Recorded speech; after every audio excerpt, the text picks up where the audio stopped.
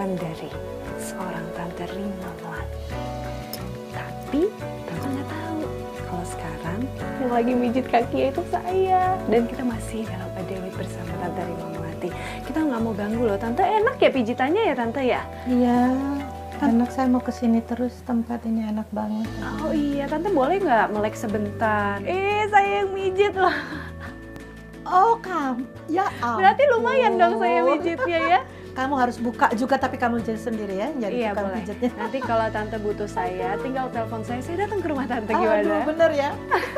Tante, silakan yang lebih ahli lagi deh. Aduh. Tapi benar, pijitan saya enak. Enak loh kamu, belajar di mana di sini ya tadi barusan. Iya, karena saya sering kesini jadi saya ikutan juga tadi.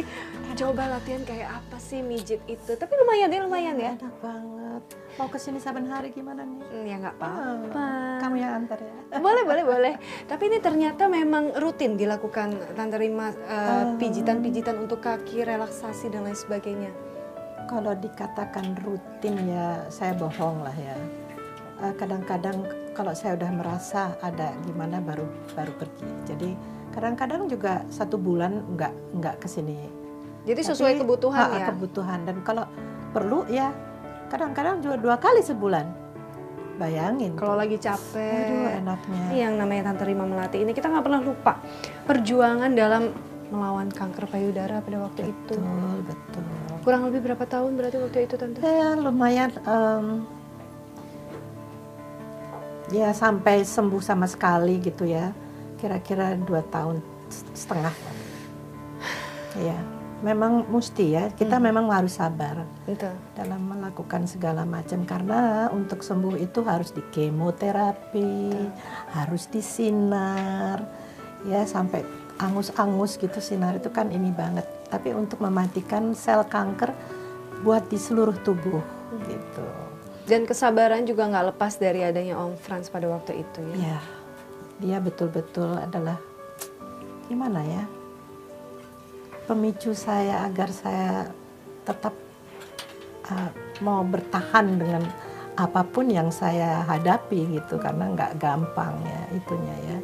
Pengobatannya lumayan ya, muntah-muntah kalau habis disuntik atau apa, tapi karena ada Om Frans yang selalu pegang tangan saya, jadi ya kayak gimana ya, saya merasa gitu aman dan rasanya enak gitu.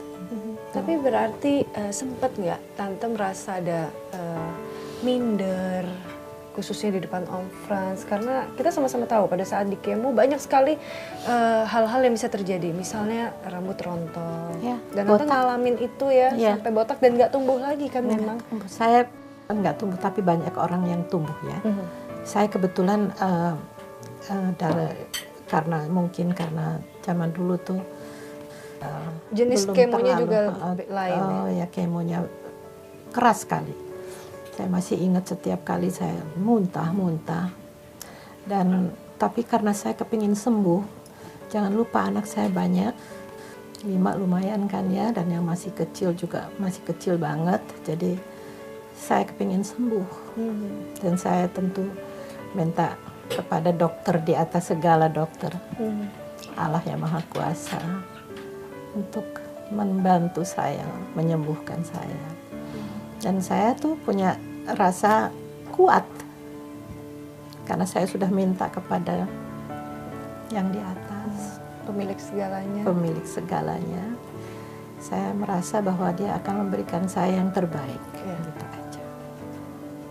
Kita yakin itu dan itulah yang terjadi. Ini pasti yang di rumah juga udah mulai protes. Aduh, gimana sih kami dia ini? Orang Tante Rima pengen relax kok masih diganggu, diajak ngobrol aja. Oke. Tante Tapi sekarang kalau untuk kebaikan kenapa enggak? betul. Nanti kita lanjutkan. Sekarang Tante boleh relax dulu. Aduh, makin enak ya kalau saya giniin ya. Oke. Kamu buka aja. Iya, saya habis ini juga mau buka. Saya akan punya pelanggan setia, yaitu Tante Rima Melati. Jangan kemana-mana, tetap Gratis bersama ya? kami. Oh, boleh? Boleh. Tetap bersama kami, Adewit Rima Melati. She always think of me.